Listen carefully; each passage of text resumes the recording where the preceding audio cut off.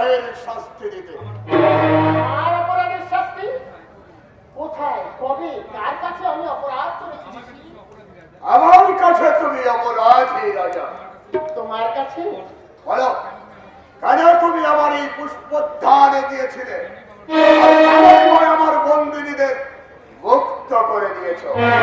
তোমার বন্দিনী কিনা আমি জানি না ঋষি, তবে এক অগ্নি ছলনায় ভুলে তোমার পুষ্পোদ্যানে দিয়েছিলাম সত্য।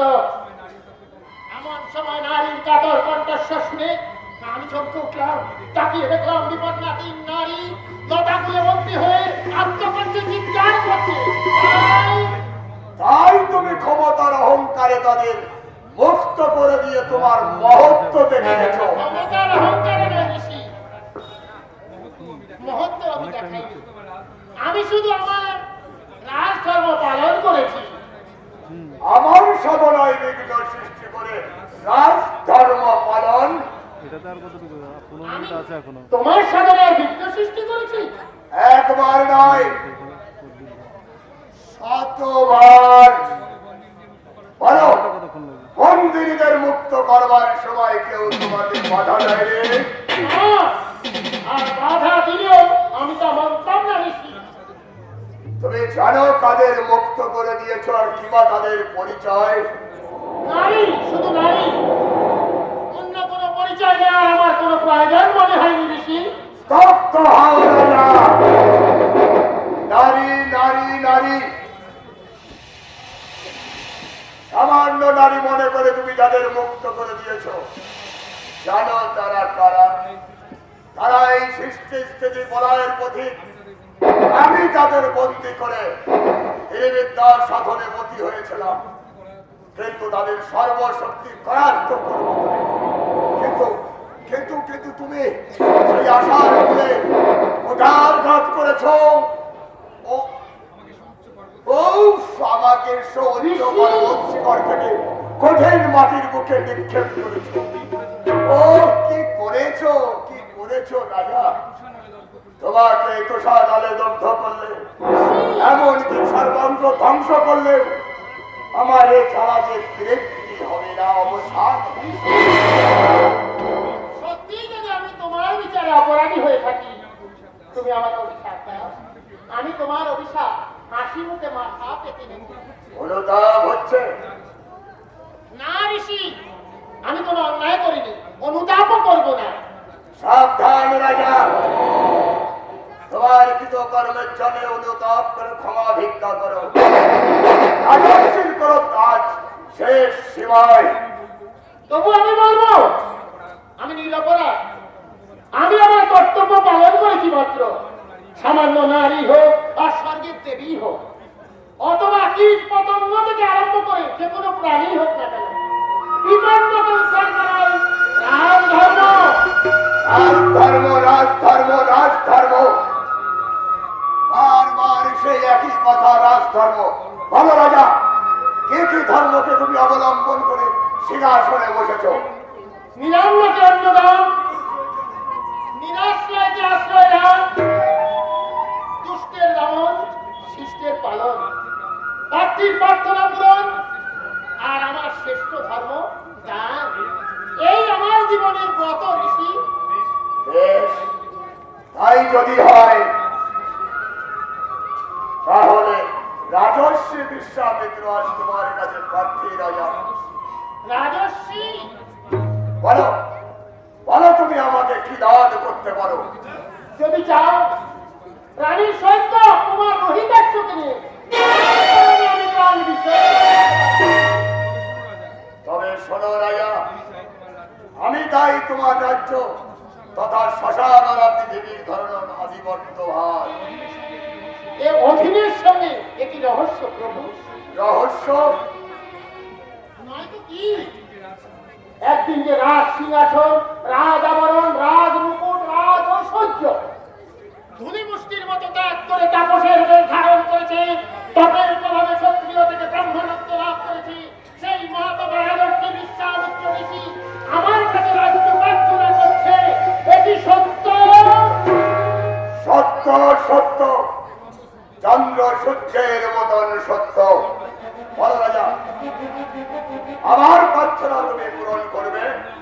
সম্রাট বদনে ধর্মকে সাক্ষী রেখে ৩৩ কোটি দেবতা এই মুহূর্তে শশাবরধারী আমি তোমাকে দান করলাম ঋষি।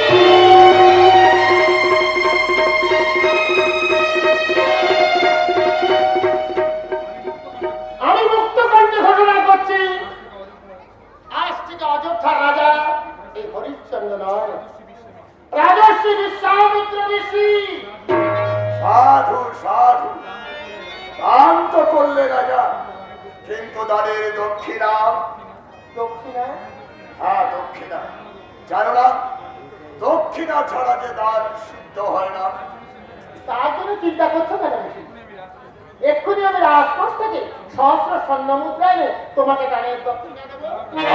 রাজা, কেন ভুলে যাও? এই মাত্র তুমি আমাকে শশাধারা পৃথিবী দান করেছ, তখন আমার সবকিছুই এখন আমার। সুতরাং রাজ ভান্ডারের তো তোমার কোনো অধিকার নেই রাজা। আমি ভুলে গেছিলাম ঋষি, আজ তো আমার কোনো কিছুতে কোনো অধিকার নেই।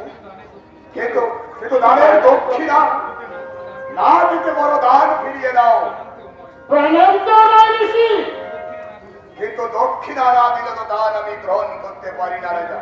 দেব ঋষি, দেব, নিশ্চয়ই আমি তোমাকে দক্ষিণা দেব। আমাকে 1 মাস সময় দিতে হবে ঋষি।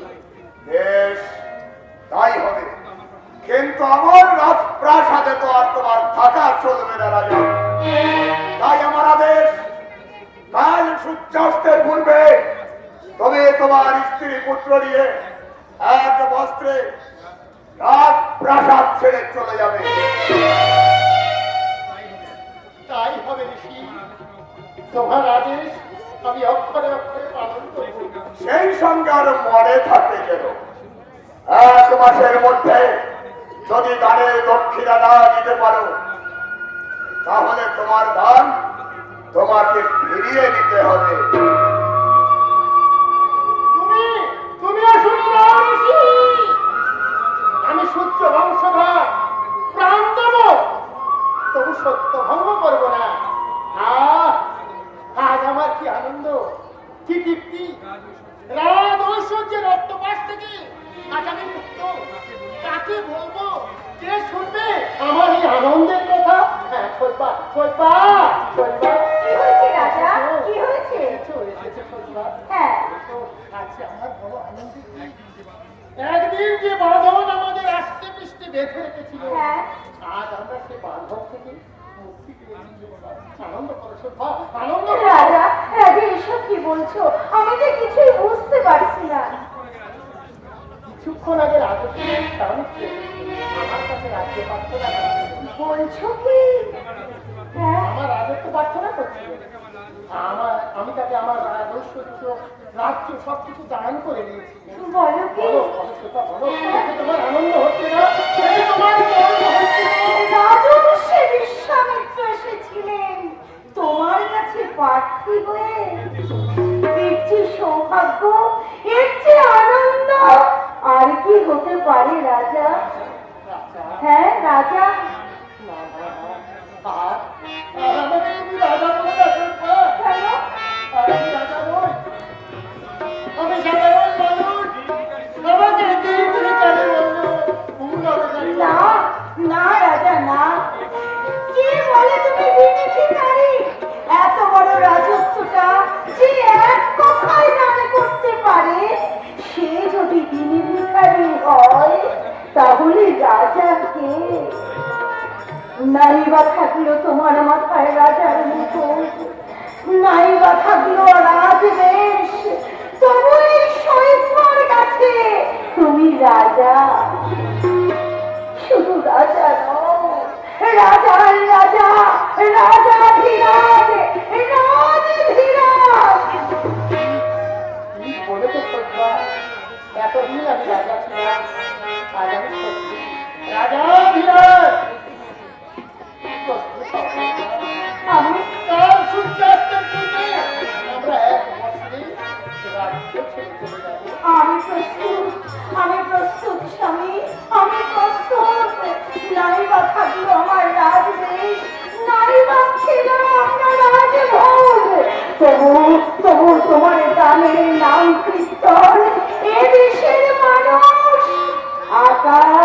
ছোঁয়া কীর্তন করবে স্বামী, আকাশে ছোঁয়া কীর্তন করবে। হ্যাঁ স্বামী, হ্যাঁ, আমি যে তোমার স্ত্রী, আমি যে তোমার অর্ধাঙ্গিনী, আমি যে তোমার স্ত্রী। এমন সহধর্মিণী যার ঘরে নরকতার কাছে সর্বসমান সর্বসমান।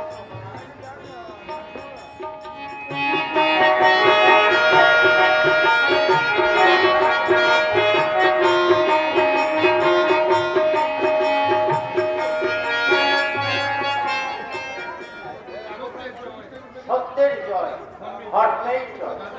রাজা হরিশ্চন্দ্র, সত্যিই তুমি দানবে ধর্মকে। আমার চোখ থেকে জল বেরিয়ে আসছে কেন? বুকের মধ্যে এমন হাহাকার করছে কেন? না না, এ চঞ্চলতা আমার স্বভাব হয় না। আমাকে যে জগৎবাসীকে দেখাতে হবে যথা ধর্ম তথা জয়। তবে কেন ধর্মপ্রাণ রাজা হরিশ্চন্দ্রকে এই রাজ্য ছেড়ে চলে যেতে হচ্ছে? আর কেনই না এই অযোধ্যাবাসীর বুকে আর শোকের পাহাড় চেপে বসেছে? মহামন্ত্রী, শুনতে পাচ্ছ না? আকাশে বাতাসে কেন ওই করুণ সুর ভেসে আসছে? দেখতে পাচ্ছ না? হাজার হাজার প্রজারা রাজপথের উপরে দাঁড়িয়ে চোখের জলে সাগর বয়ে দিচ্ছে। সব জানি, সব বুঝি মহামন্ত্রী। মহারাজের এই হৃদয়ে আমার যে বুক খারাপ থেকে খান খান হয়ে যাচ্ছে। কিন্তু কিন্তু প্রশ্ন এখন নয়। এসো আমরা রাজ্যের সবাই একসঙ্গে মহারাজের পথ আগলে দাঁড়াই। তারপর দেখি কি করে তিনি আমাদের অনুরোধ উপেক্ষা করে চলে যান। মহামন্ত্রী, কোনো লাভ হবে না। কিছুতেই তিনি সংকল্প চ্যুত হবে না। আমরা রাজর্ষি বিশ্বামিত্রের কাছে যাব, দান ফিরিয়ে দেওয়ার জন্য তাকে অনুরোধ করব। মহামন্ত্রী, এতদিন মন্ত্রিত্ব করেও আপনি মহারাজকে চিনতে পারেন, কিন্তু আমি চিনেছি। তাই আমি দৃঢ়কণ্ঠে বলছি, রাজর্ষি দান ফিরিয়ে দিতে চাইলেও মহারাজ তা ফিরিয়ে নেবেন না। কেন নেবেন না? এ দানের কোনো মানেই হয় না। রাজর্ষি এসে শাখা ধরে ধরানি চাইলেন, আর মহারাজ ব্রহ্মবর্ষে দান করে দিলেন।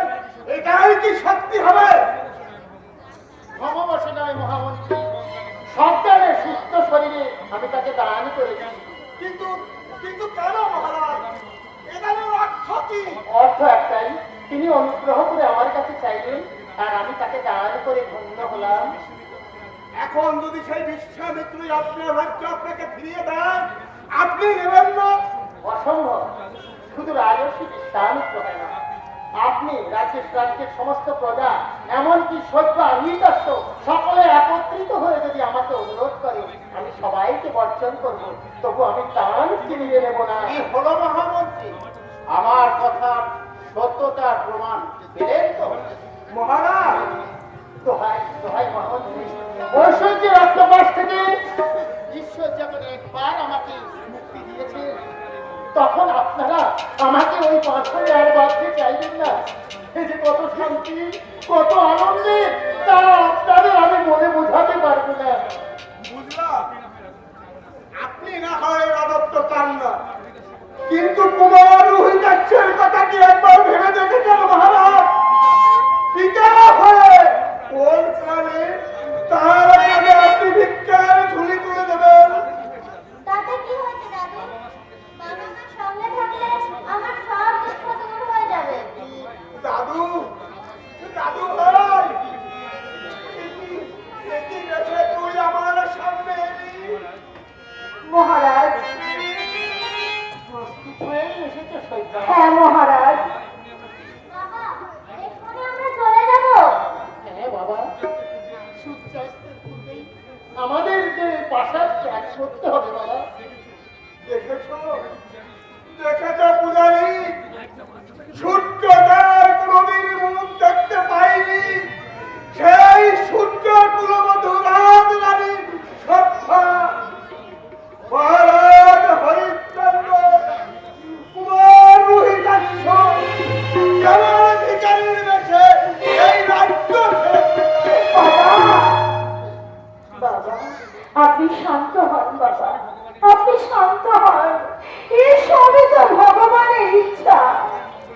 যা করেন মঙ্গলের জন্যই করেন বাবা। মঙ্গলের জন্যই করে। হ্যাঁ দাদু, সত্য সঙ্গ দাদা আমাকে সেই কথাই বলে, তাই না সত্য সঙ্গ দাদা? হ্যাঁ রিটা, হ্যাঁ হ্যাঁ সত্য সঙ্গ, আর সেই জন্যই তো ওই মঙ্গলময়ের ইচ্ছাতেই আমরা রাজ্য ছেড়ে চলে যাচ্ছি। এতে এতে আমাদের কোনো দুঃখ নেই। তবু তবু তুমি একবারও কি এই দানের প্রতিবাদ করবে না মা? তা কি পারি বাবা, আমি যে স্ত্রী, আমার স্বামী সহধর্মিণী, তার ধর্মপথে সহযোগিতা করাই তো স্ত্রীর কর্তব্য। বাহ, চমৎকার বললে, চমৎকার বুঝালে। মহামন্ত্রী, এরা যে সব এক ছাঁচে ফলা, একই সুখে কথা, তাই এরা একই কথা হবে। ও ভগবান, এই দৃশ্য দেখার আগে এই দৃশ্যকে কেন তুমি মৃত্যু দিয়ে রাখো? কেন বিরাট একটা ভূমিকম্পে এই অযোধ্যাকে ধ্বংসের তুমি পরিণত করলে না? শ্রী মহামন্ত্রী, অযোধ্যা আমার রায়, অযোধ্যার সমস্ত প্রজা আমার সন্তান, আমারই সামনে সেই অযোধ্যার অমঙ্গল কামনা করেন। অমঙ্গল কামনা? আপনার মতন ধর্ম প্রাণনাথা ভিখারির বেশে রাজ্য ছেড়ে চলে যাচ্ছে, সে রাজ্যে অমঙ্গলের আর কি বাকি আছে মহারাজ বলতে পারেন? বাবা বাবা কেন আপনি চঞ্চল হচ্ছেন বাবা?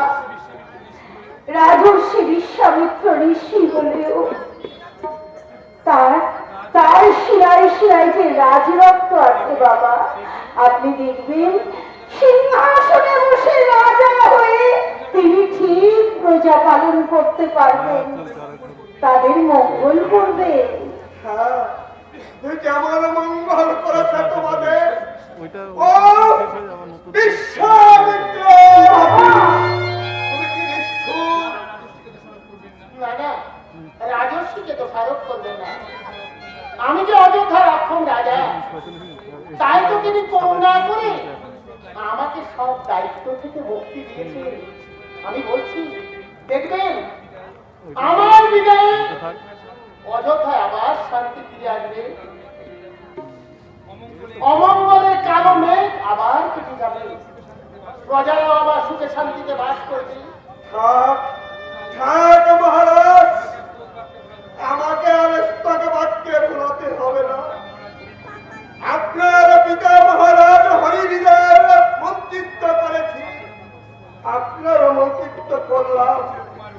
ইচ্ছা ছিল তোমার বুঝিদাক্ষতে এই সিংহাসন থেকে আমি বয়ান প্রস্থান করব। মহামন্ত্রী, ভগবান আমার শেষ হাত এমনি ভাবেই পূর্ণ করলেন। বাবা দাদু, বাবা আপনি কাঁদবেন না বাবা, আপনি কাঁদবেন না। ওইভাবে চোখের জল ফেলে আমাদের যাত্রার পথ আপনি পিছল করে দেবেন না বাবা। ঈশ্বরের কাছে প্রার্থনা করুন সব হারিয়ে আমরা যেন শুধু ধর্ম নিয়ে বেঁচে থাকতে পারি। তোমরা তোমরা বড় নিষ্ঠুর মা, বড় নির্মম। শুধু গোটা চোখের জল ফেলবো, তাও তোমরা ফেলতে দেবে না। বাবা দাদু, আয় আয় দাদু ভাই, আরেকবার তোকে ভালো করে দেখে নে। তোর ছবি কালার মুখকার মধ্যে কেনে। ও বৃদ্ধের এই মর্ম ভরা বেদনা আছে সহ্য করা যায় না। তাই এখন স্থান দেখো না উচিত। নইলে আমিও হয়তো সত্য সত্য শেষে তুমিও নানা মহারাজ। আমি কিন্তু মহামন্ত্রীর মতো এত ভেঙে পড়িনি। আপনাদের এই বিদায় দৃশ্য দেখে আমার যত দুঃখ হচ্ছে, তার চেয়ে বেশি দুঃখ হচ্ছে রাজর্ষি বিশ্বামিত্রের জন্য। কি বললে? ওই রাজর্ষি বিশ্বামিত্রের জন্য তোমার দুঃখ হচ্ছে? হবে না, মহারাষ্ট্র দান ধর্ম সেরে মঙ্গল লাভের রাস্তা পরিষ্কার করে দিয়েছে। কিন্তু রাজর্ষি বিশ্বামিত্র সারা জীবনের সাধনায় যে তিল তিল করে অমৃত ভান্ডার সে পরিপূর্ণ করেছিল, এক মুহূর্তের ফলে সে ভান্ডার শূন্য হয়ে গেল। সত্য সত্য ধন্য ধন্য আপনার জীবনের আদর্শ, সার্থক হোক আপনার দানবীর নাম। এই জগতের বুকে যেভাবে ধর্মের মান চির উজ্জ্বল করে তুলে ধরেছে, ওই দেবতারাও কোথায় কোনদিন তা পারেনি, পারবেও না। মহামন্ত্রী, আর তো আমরা দেরি করতে পারি না, এবার আমাদের বিদায় দিন। ধরে যখন রাখতেই পারবো না, তখন তো বিদায় দিতেই হবে। কিন্তু কিন্তু তার আগে বললেন মহারাজ, এই বৃক্ষ কি নিয়ে বেঁচে থাকবে? ধর্ম নিয়ে বেঁচে থাকবেন। সারাটা জীবন তো কর্মের মধ্যে দিয়ে কাটালেন, বাকি জীবনটা ঈশ্বরের নাম করে কাটিয়ে দিন, শান্তি পাবেন। রবি, যাও বাড়িতে প্রণাম করো বাবা। যাও বাবা, প্রণাম করো দাদিকে।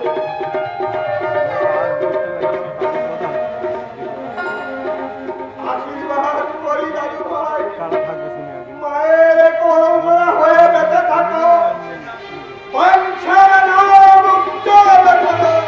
বাবা, ও ভগবান, শের বয়সে এত বড় আঘাত দেবে বলেই কি তুমি আমাকে বাঁচিয়ে রেখেছো? বাবা, বাঁচিয়ে রেখেছো বাবা, বাবা, আপনি আমাকে আশীর্বাদ করুন।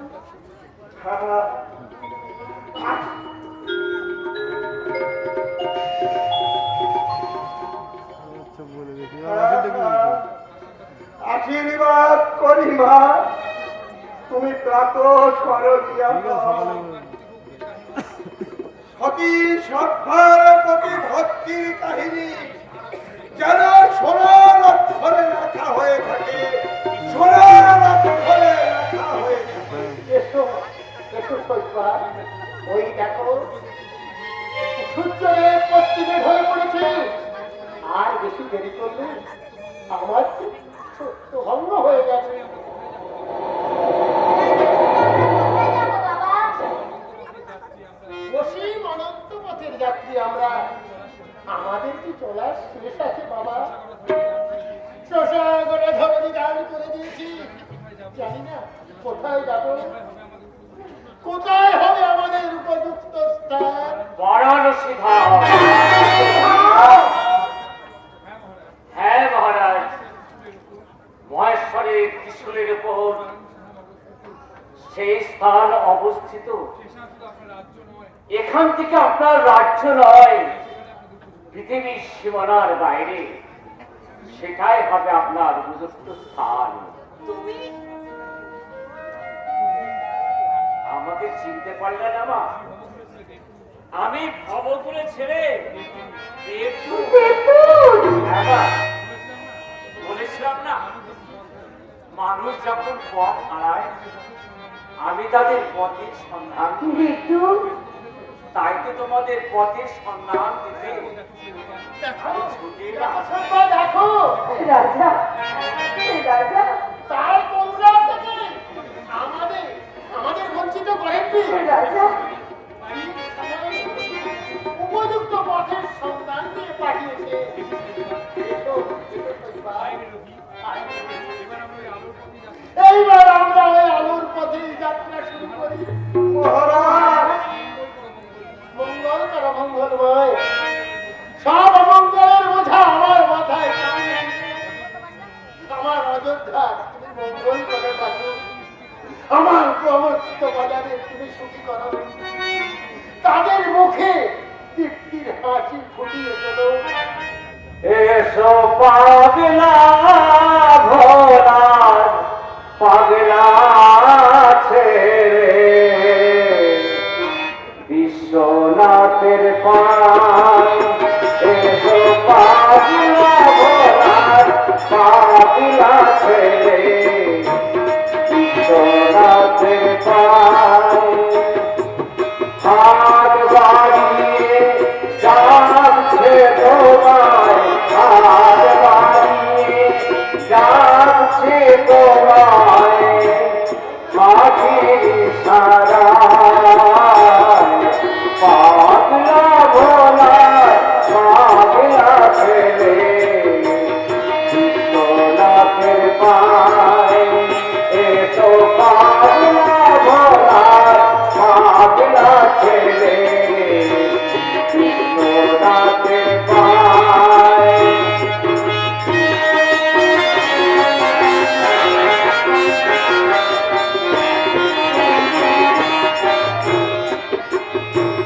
ত্যাগের মহিমা প্রচার পৃথিবী ভুলিবে না ত্যাগের মহিমা তোমার পৃথিবী ভুলিবে না তাই বিশ্বনাথ ডাকছে তোমায় তাই বিশ্বনাথ ডাকছে তোমায়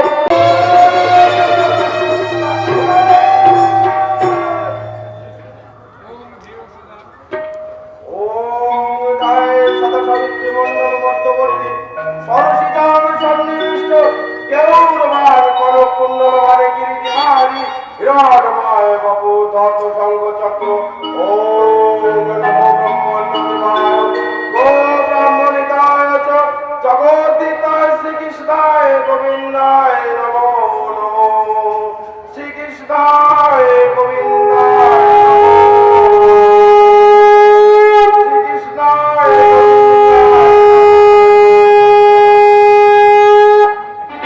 দেখি কে কে তুমি কেন তুমি আমার গলায় মালা পরিয়ে দিবে আমি প্রভু তোমার শ্রীচরণের দাসী, আমার নাম মালবিকা। কি বলছো নারী ঠিকই বলছি, আমার দেহ মন প্রাণ আজ থেকে আমি সবকিছু তোমার পায়ে সঁপে দিলাম। আজ থেকে তুমি হবে মালবিকার স্বামী। স্বামী ছি ছি ছি এসব কি বলছো আমি সংসার থেকে ব্রাহ্মণ আমি সব জানি প্রভু, তবু আমি দেবতার আদেশে শুধু বারাণসী থেকে ছুটে এসেছি শুধু তোমাকে স্বামীকে বরণ করতে।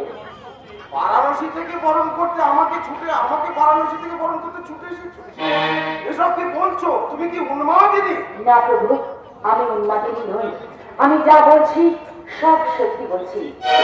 হ্যাঁ প্রভু সত্যি, আমি বারাণসীতে থাকি। বাড়ি ঘর টাকা পয়সা গয়নাগাটি আমার কোনো কিছুর অভাব নেই। বাবা বিশ্বনাথের কৃপায় আমাদের সুখী জীবন কাটছিল, কিন্তু লোকে বলে স্বামী ছাড়া নাকি নারী জীবনের কোনো মূল্য নেই। স্বামী সেবায় নারী জীবনের শ্রেষ্ঠ সম্পদ পরম ধর্ম। আর যে নারী স্বামী সেবা থেকে বঞ্চিত তার নাকি দেহ অশুদ্ধ, জন্ম বৃথা।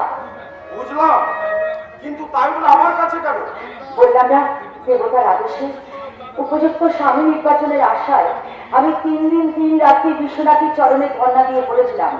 দেবতা আমার সাধনার সন্তুষ্ট হয়ে তিনি আমাকে স্বপ্নে দেখা দিয়ে বললেন, যা সরজ তীরে একজন ব্রাহ্মণ আসবে সাধনা করবে, সে হবে তো উপযুক্ত স্বামী। তাই তো আমি এসেছি আপনাকে স্বামীকে বরণ করতে। তুমি ভুল করছো নারী, দেবতা আমার কথা বলেনি। আমি ছাড়া এখানে